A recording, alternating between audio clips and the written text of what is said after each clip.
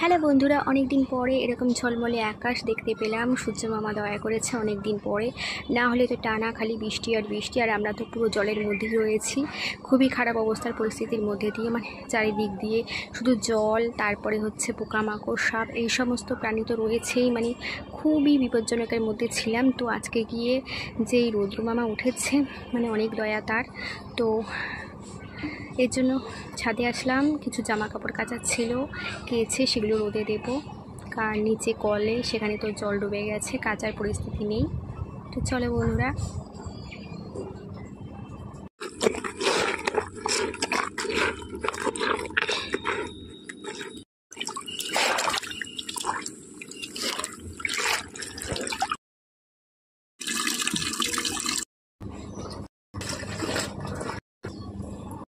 আমার কাচা কমপ্লিট। আর দেখো বিছানা চাদরটা মেলে দিয়েছি ছাদে।